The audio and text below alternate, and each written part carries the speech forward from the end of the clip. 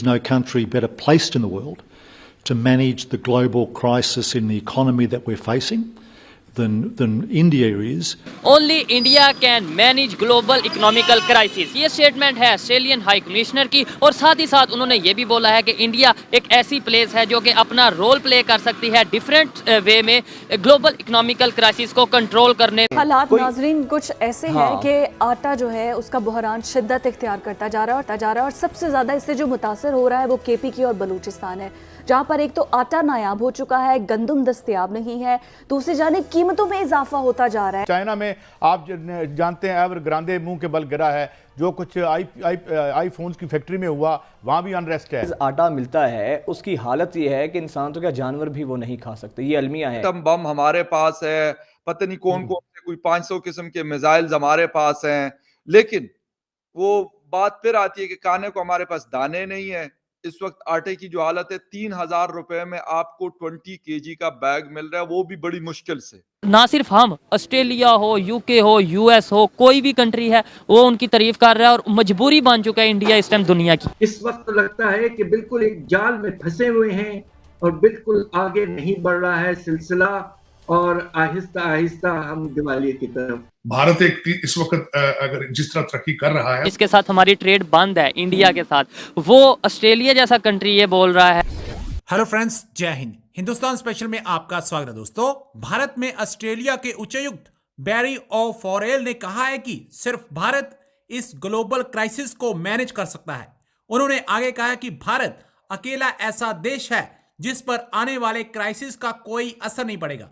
उनके अनुसार भारत और ऑस्ट्रेलिया के मुक्त व्यापार समझौते से ऑस्ट्रेलिया जाने वाले छात्रों और स्किल्ड वर्कर्स के लिए अवसर बढ़ेंगे। एफटीए से दोनों देशों की अर्थव्यवस्थाओं को लाभ होगा, इससे विकास को बढ़ावा मिलेगा।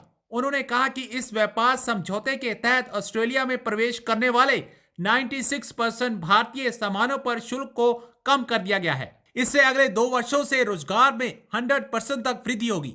दूसरी तरफ पाकिस्तान में अब आटे की कमी हो गई है, और आटे की कमी होने के कारण पाकिस्तानी जनता अपनी सरकार को कोस रही है। पाकिस्तान मीडिया अपने देश के बनते हुए ऐसे हालातों पर आंसू बहा रहा है। Only India can manage global economical crisis, ये स्टेटमेंट है ऑस्ट्रेलियन हाई कमिश्नर की, और साथ ही साथ उन्होंने ये भी बोला है कि इंडिया एक ऐसी प्लेस है जो कि अपना रोल प्ले कर सकती है डिफरेंट वे में ग्लोबल इकोनॉमिकल क्राइसिस को कंट्रोल करने में या फिर मैनेज करने में। इसी वाले से पाकिस्तान की पब्लिक से बात करेंगे कि अगर दुनिया की मुख्तलिफ कंट्रीज ये सोच रही हैं कि इंडिया जो इस टाइम ग्लोबल इकोनॉमिकल सिचुएशन चल रही है उसको मैनेज कर सकता है, G20 का भी प्रेसिडेंट बन चुका है, तो फिर पाकिस्तान की जो इकोनॉमिकल कंडीशन है, क्या इंडिया के साथ अगर रिलेशन बेहतर होते तो हमें कुछ बेहतरी की उम्मीद थी। जैसा कि इंडिया ने श्रीलंका को भी सपोर्ट किया और अपने नेबर कंट्री के साथ रिलेशन काफी हद तक बेहतर है इकोनॉमिकली। इसी वजह से पाकिस्तान की पब्लिक क्या राय रखती है। ऑस्ट्रेलिया के हाई कमिश्नर ने रिसेंटली अभी स्टेटमेंट दी है कि इंडिया ग्लोबल इकोनॉमी को बेहतर करने के लिए इस टाइम बेस्ट प्लेस है, और इसके अलावा उन्होंने बोला है कि G20 का प्रेसिडेंट बन चुके हैं इंडिया, तो इसलिए वो काफी पॉजिटिव रोल प्ले कर सकता है इकोनॉमी को बेहतर करने के लिए पूरी दुनिया की। क्या कहना चाहेंगे आपके, अगर हमारे रिलेशन इंडिया के साथ बेहतर होते तो हमारी भी इकॉनमी कहीं ना कहीं बेहतर होती? हमारी इकॉनमी बेहतर हो सकती है, लेकिन हमारे जो इन्वेस्टर है ना पाकिस्तान का, वो मुखलिस नहीं है, क्योंकि वो इन्वेस्टमेंट करता है, वो कहता है कि मैंने इन पे एहसान कर दिया इस कौम के ऊपर। तो वो उससे पहले अब इंडिया में देख लें कितनी बड़ी कंपनियां वो करती हैं, बड़ी उनकी तो अपनी मेड इन इंडिया बहुत, किसी भी इंडस्ट्री की बात कर लें आप, ऑटोमोबाइल इंडस्ट्री की बात कर लें आप, ये ज्वेलरी की इंडस्ट्री की बात कर लें, गारमेंट। हमारे यहाँ जो ठेका लेता है ना, वो पहले कहता है मुझे कितने पैसे दोगे, इसलिए जो ना वो यूरोप का जो और या मिडिल ईस्ट का कहीं का भी इन्वेस्टर है ना, वो पैसा नहीं लगाता, वो इसी वजह से पैसा नहीं लगाता। आप देख लें इंडिया के अंदर कितनी बड़ी कंपनियां जो हैं ना वो सर्वाइव कर रही हैं अपने आप को, क्यों कि वो उनके साथ फेयर चल रहे हैं। हमारे यहाँ फेयर नहीं चल रहे, वो पहले कहते हैं मेरा पेट भर दो, बाकी ये मरता है तो मरे।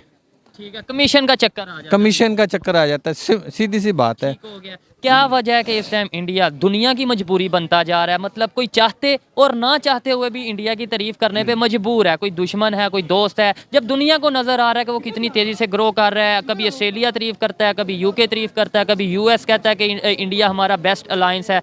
क्या वजह है? उनकी पॉलिसीज को कोई बेहतर है या उनके लोग बेहतर हैं, एजुकेशन बेहतर? उनके पास एजुकेशन बहुत है और वो हमसे ज़्यादा बेहतर हैं। इसलिए बेहतर हैं कि मैंने आपको बताया ना कि वो अपना पहले फ़ायदा नहीं सोचते, वो कंट्री का वो सोचते हैं कंट्री का सोचते हैं कि हमारे मुल्क में इन्वेस्टमेंट आएगी, इससे हम सबको फायदा होगा। लॉन्ग टर्म सोच लॉन्ग टर्म सोचते हैं, हम सोचते हैं कि पहले हमारी जेब भर जाए, फिर बाद में देखेंगे कि क्या करना है क्या नहीं करना। ठीक हो इस वजह से हम पीछे। खुदा की कसम खा के कहता हूँ मैं हैरान हूँ। यहाँ पे काजू 6,000 रुपये किलो, 3,000 रुपये किलो। वो ना एक जूस बना रहा था, उसमें खजूर काजू पिस्ता डाल के, मैं क्या शायद देगा कोई 200 का गिलास के का, और दूध इतना गाढ़ा कि उसने डाल के था कितने पैसे, कहता है 70 रुपीज़। मैं यकीन खुदा की कसम मेरे आंखों में आंसू आ गए। मैं कहा यार हमारे पाकिस्तान में ये चीज़ें हो रही है कि हम 6,000 रुपये किलो बेच रहे हैं, वो 70 रुपये का गिलास दे रहा है, एक ढाबा इतनी आसानी से चीज़ें दे रहा है। मैं सोच के यानी परेशान इतने अगर कंपैरिजन करें इंडिया और हाँ, पाकिस्तान हाँ का जी। इतना फर्क आ पहले माशाल्लाह हमारा करेंसी जो थी ऊपर थी, इंडिया की नीचे थी। आज देख लो वही मुल्क है वही चीज़ है ना, लेकिन हमारे में से नीयतों में फ़र्क आ गया। जो उनकी नीयत ठीक है, हमारी खराब है। हम सिर्फ नाम के मुसलमान रह गए, मैं ये ज़रूर कहूँगा, हम सिर्फ नाम के मुसलमान रह गए। दिल की बेईमानी इस कदर हो गई है कि हम लोग गिर गए हैं, लेकिन फिर भी समझ नहीं आती। समझ नहीं आती क्या वजह है, क्या ऐसी वजह उनकी ये- पॉलिसी ऐसी क्या है कि देखें आज हम यहाँ पाकिस्तान में खड़े होकर देखें, नो डाउट कि जो सच है, जो हक है, जो बेहतरी की तरफ जा रहा है, जो डेवलपमेंट की तरफ जा रहा है, उसकी तारीफ करनी चाहिए, नो डाउट। लेकिन क्या वजह कि आज उनकी तारीफ करने पे मजबूर हो गए इंडिया वालों की, और ना सिर्फ हम, ऑस्ट्रेलिया हो, यूके हो, यूएस हो, कोई भी कंट्री है वो उनकी तारीफ कर रहा है, और मजबूरी बन चुका है इंडिया इस टाइम दुनिया की। क्या वजह? बस वो यही वजह बता तो रहा हूँ ना, वो जो अपने लोग हैं ना, उनकी आवाम, उनको सहूलत देते हैं। ठीक है, जब कोई भी काम, कोई भी मुल्क हो, सिटी हो, कुछ भी हो, अगर आप मुझे सहूलत देंगे तो मैं क्या आपको छोड़ दूंगा? मैं कभी भी नहीं छोड़ूंगा। मुझे पता होगा दिल करेगा कि यार मेरा कंट्री मेरे लिए कर रहा है, मैं अपने कंट्री एटम बम हमारे पास है, पता नहीं कौन कौन से कोई 500 किस्म के मिसाइल्स हमारे पास हैं, लेकिन वो बात फिर आती है कि खाने को हमारे पास दाने नहीं है। इस वक्त आटे की जो हालत है, 3,000 रुपए में आपको 20 केजी का बैग मिल रहा है, वो भी बड़ी मुश्किल से। ये इस वक्त की मैं आपको सिचुएशन बता रहा हूँ, और ये कोई किसी की सुनाई नहीं कह रहा, मैं खुद गया हूं तो वो बात आपसे कर रहा हूँ। मैं समझ गया। ये कब ये नाजुक दौर 75 साल में अगर खत्म नहीं हुआ तो क्या 175 साल के बाद ये खत्म होगा, या होना ही नहीं है? अगर बिल्कुल होना नहीं तो ये स्टेट ज्यादा देर नहीं चल सकती। ये इसके पास एक बोनस पीरियड है कुछ देर के लिए, और इसके अंदर अगर ये हिम्मत करके अपनी ये तरीके बदल लें और कौम को अपने साथ लें, टेररिज्म को टेररिज्म कहें बजाय उसे जिहाद की कोई शक्ल दे दें, और वो जिहाद इनके खिलाफ ही अब हो रहा है।